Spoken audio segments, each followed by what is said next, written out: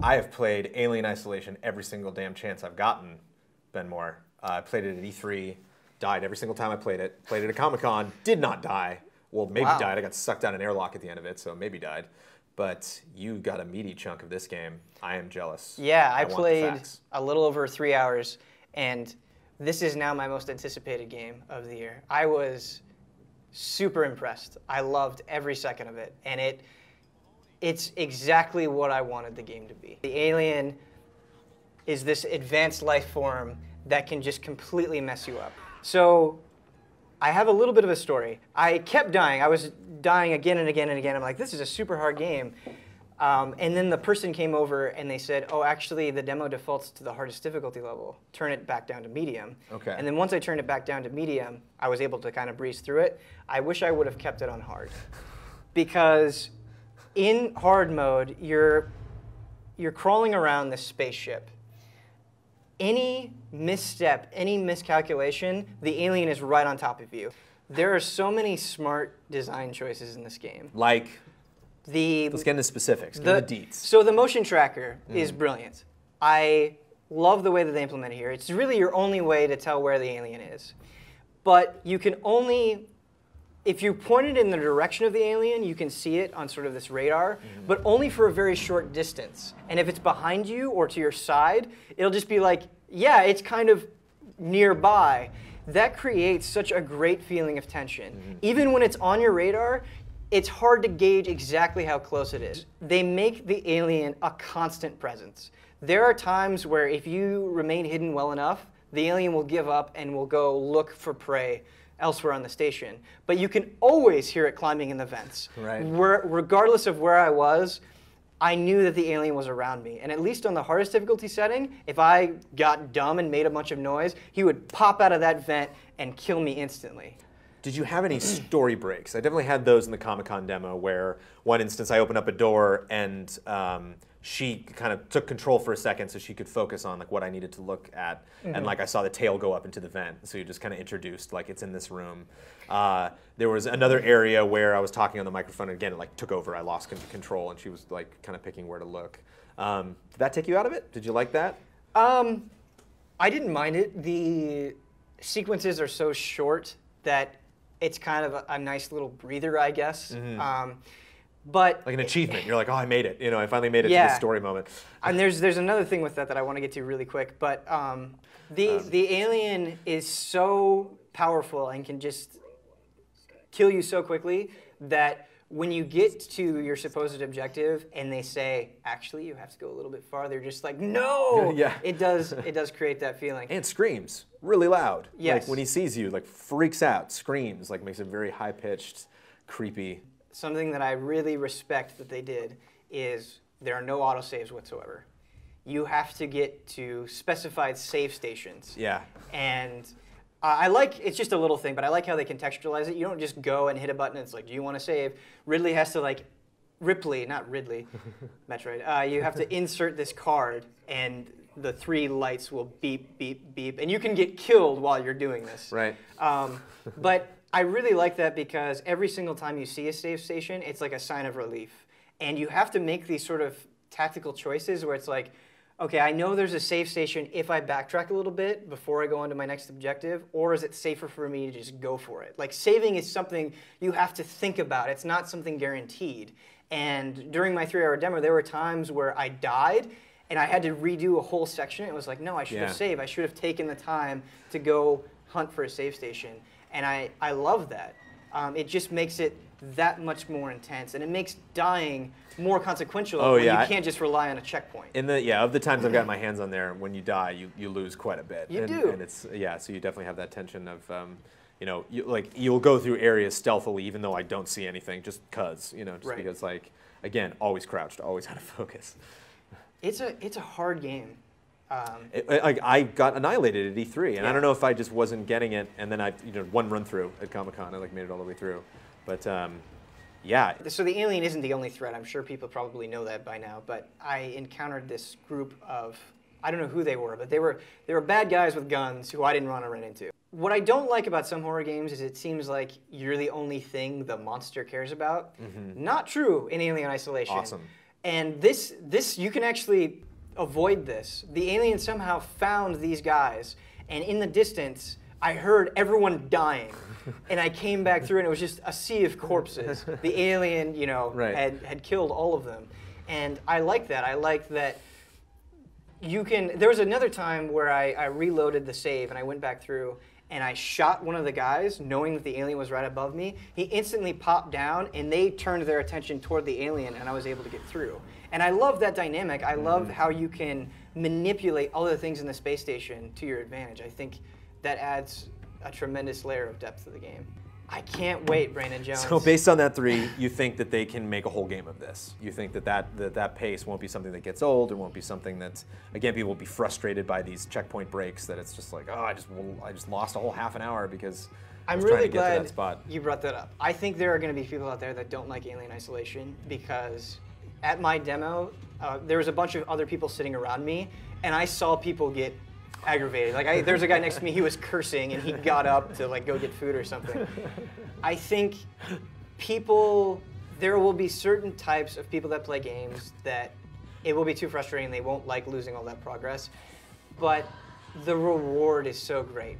There are times where you just keep dying, and you're like, what if I approach it this way? And it works, and you feel that immense gratification. I like when a challenge feels surmountable, but I just haven't figured it out yet. And worth it. And worth it. So you get through it, and it's like, I did that because I did that well. Right. And not because of some stupid luck factor and stuff. Right. I'm pumped. Yeah, one of my favorite games of October, so definitely. We shall see. Thanks, Brandon.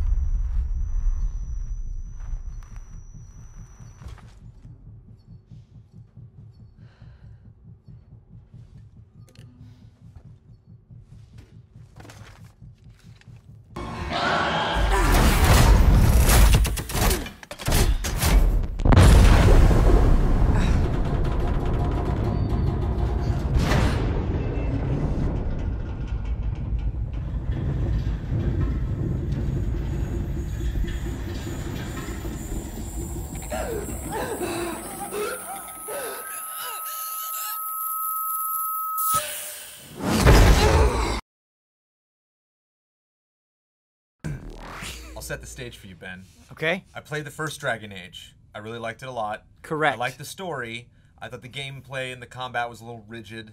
I was never really a big fan of like the turn-based knights setup to begin with, but loved the story. You're losing me. Played Dragon Age 2. Didn't really like the story, but thought the combat was super fun. You lost me completely. Okay, well, considering all of that, we're going to Dragon Age 3, which you did not get to play today, but you saw somebody else play. What happened? Well, I want to say right out of the gate, out of the things that I saw personally, Ben Moore, Dragon Age Inquisition was the best looking game I saw at the show. And So far? In total? Yes. Wow. It looked incredible, and I was not expecting to say that. And when I walked out, and he was like, oh yeah, it's coming out on PS3 and Xbox 360, I was like, no, you cannot, what I just saw, you cannot do on Xbox 360 and PS3. There's no way. And to kind of make that a little bit more visual, like in the middle of the demo, you just randomly stumble across a dragon, and they get into this crazy fight, and it was just a spectacle. When the dragon like got up in the air and its breath, I've never seen dragon breath that looked that good. Cool. And there was just the magic that you would do, the particle effects. It was just amazing. And that's a game where I just want to do things because they look cool. And I think that's a really high compliment.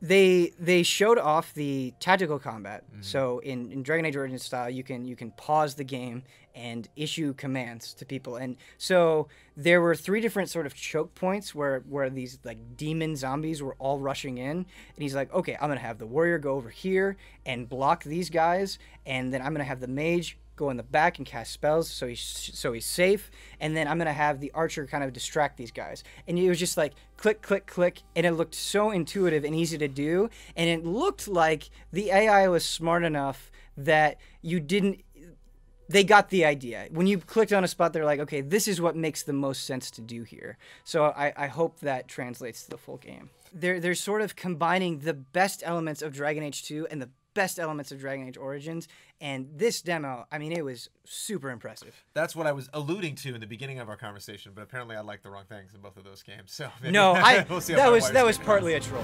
So.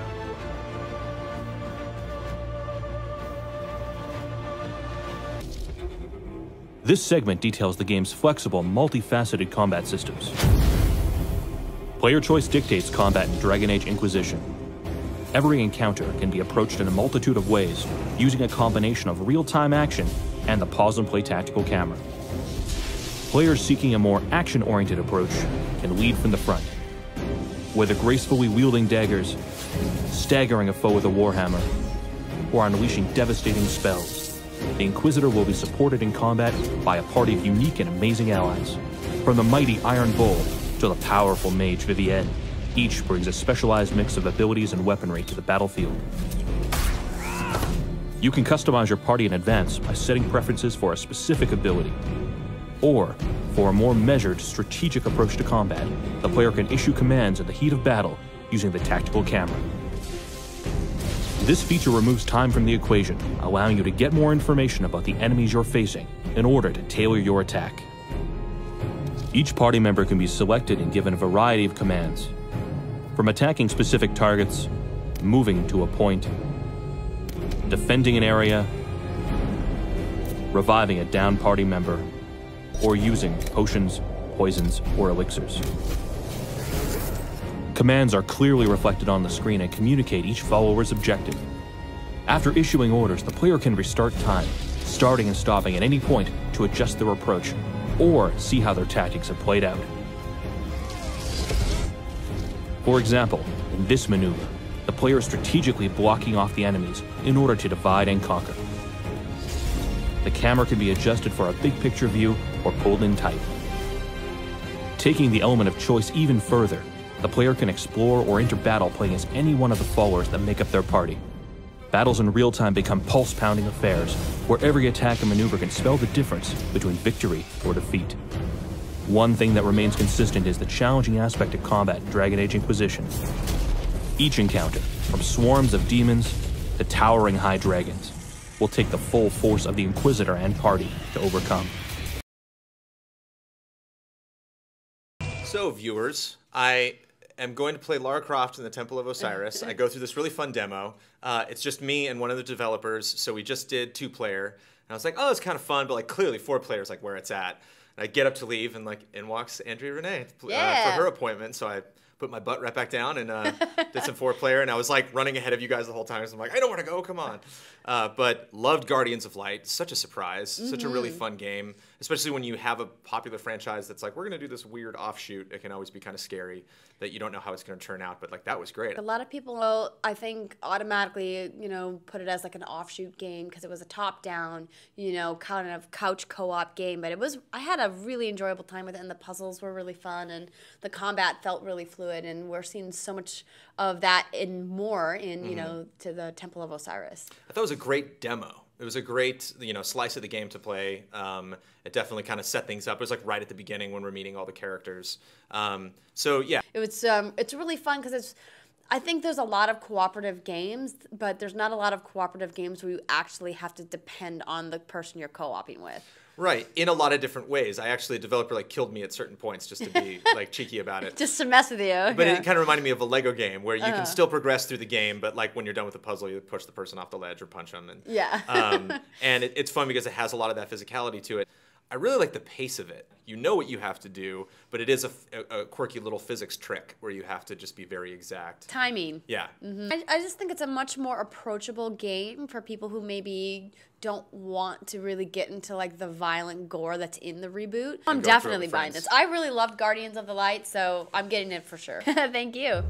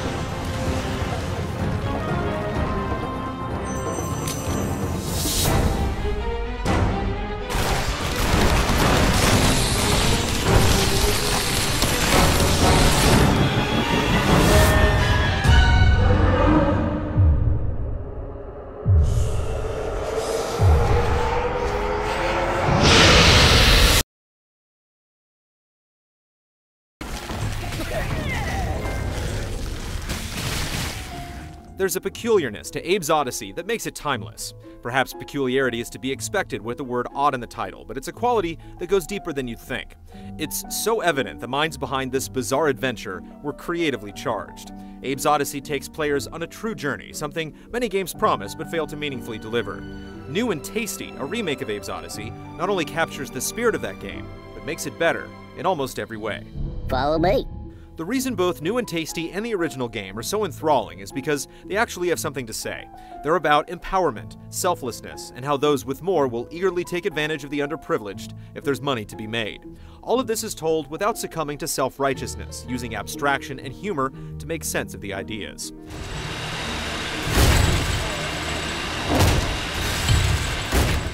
As in the original, New and Tasty begins at Rupture Farms, the largest meat processing plant on Oddworld. Abe is an enslaved worker at the plant along with many of his Mudokon brethren. The Mudokons were a once proud spiritual race overtaken by the industrial might of the Glucons, the creators of Rupture Farms. Slavery doesn't seem to bother Abe though, who happily toils away, even earning himself Employee of the Month. Everything changes when Abe discovers that Rupture Farms is preparing to make a new food that uses Mudokon meat. Horrified, he decides to escape, saving as many as he can along the way. Abe is such a convincing everyman. Like many of us, he blissfully ignores the most unjust parts of his world until they're shoved right in front of him. He isn't a very capable hero either. With his thin, almost emaciated body, Abe can't take more than a couple of hits. He communicates in a rather simple but endearing manner. When he says hello or follow me, it's infused with an adorable sort of eagerness. Follow me. If Abe farts, all of the Mudokons following him burst into laughter. They all seem innocent and childlike in a way that makes them so obviously out of place in the cold and toxic Rupture Farms. The processing plant is only a small part of Abe's adventure, however. You'll travel to locations such as Paramonia with its towering pine trees and aqua blue sky, as well as Scrabania with its dusty bluffs and scattered cacti. It's in these areas that the effort that went into the new visuals is especially apparent. When Just Add Water, the developer behind New and Tasty, says, built from the ground up, they really mean it.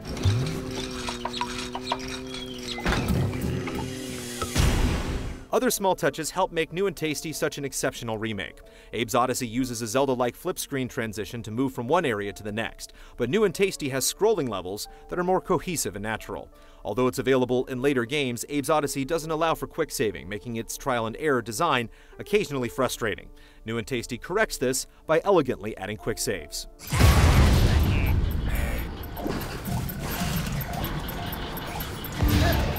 The excellent design and pacing in Abe's Oddysee remains intact and new and tasty. The game is so crammed with ideas that it always feels like you're doing something new. There's stealth sections where you tiptoe past various enemies, moments where you have to dismantle explosives while avoiding laser alarms, and even times where you're riding on the back of the horse-like alum, dodging gunfire and hopping over numerous chasms. It all fits together so well that the game never drags, and each area is wholly distinct from the last. The level of care that went into this remake will make you fall in love with Oddworld all over again, and if you've never taken part, now is the perfect time to do so. Just Add Water has proven that we definitely need more Abe.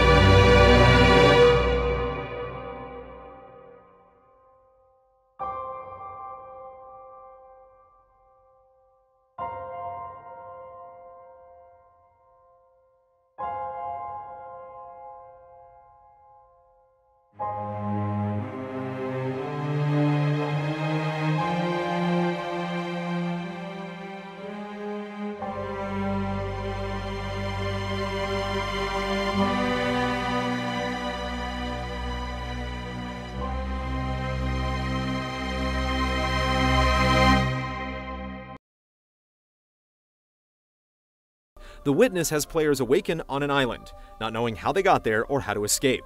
Through figuring out puzzles mysteriously placed throughout their baffling but peaceful environment, the player comes to understand how they might escape their fate. Beautiful and inviting, this strange island on which you find yourself stranded begs to be explored as you move through lush forests and the ruins of others who might have been there before you. The Witness hosts nearly 600 puzzles in total so far, and here begins your education. Unlike the various mysteries of Myst, The Witness focuses on understanding puzzles as language. Each one solved is built upon by the next, and you'll gradually learn techniques to solve the bigger problems you face later on in the game. Some may only take moments to figure out, while others require prior knowledge gained from other puzzles to understand the rules. The puzzles that we've witnessed so far focus on moving a line from the beginning to the end of a plane. Simple, right? Well, that's where things get complicated as new ideas such as dots and different types of logic completely change the rules and ways you approach every problem on the island. Complete mastery of every puzzle might not be needed to finish the game, and only the most dedicated players will unlock all the secrets of the island. Jonathan Blow's The Witness looks to shake up expectations while stretching your neurons to the limits.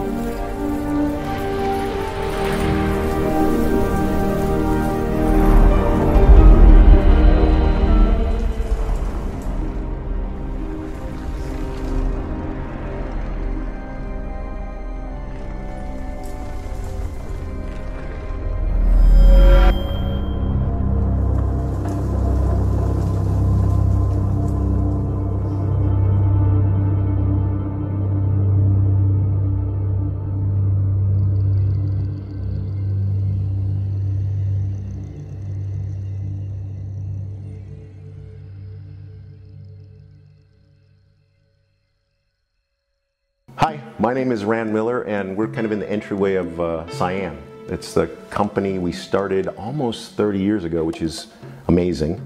We're probably best known for the games Myst and Riven. We did some things before that, kind of led into that, but they were all based around this idea of exploring really amazing worlds, rather than shooting things up or leveling.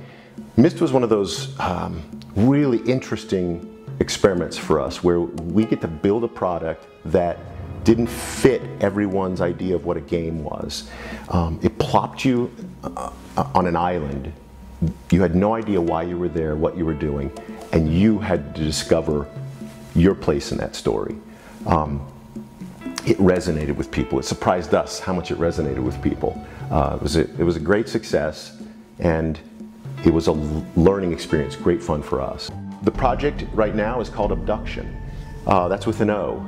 And the idea, the simple idea, is that what happens to a person who's abducted, who's taken to a new place? You can see where this ties with the idea of being plopped into a situation and not knowing why you're there or what went on before you, but you become part of the story. That's the same idea that we're doing with Obduction. You are taken, you're placed in a situation. It just happens to be a faraway place, a faraway planet. In the middle of this bizarre landscape, you find a farmhouse with a white picket fence. Not what you'd expect. And there are many other different things, because you're not the only one who's been abducted.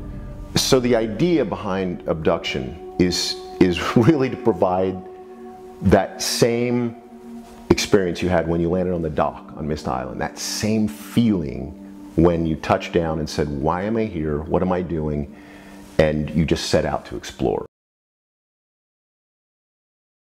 No Man's Sky is a game I think a lot of people are curious about, and you got to see something special at E3, and I want to hear about it, so tell me. Yeah, Well, I did see something a little bit special. They had a private demo, and I saw the game run before my very eyes. It totally looks like it does in the press conference, which honestly is what I expected.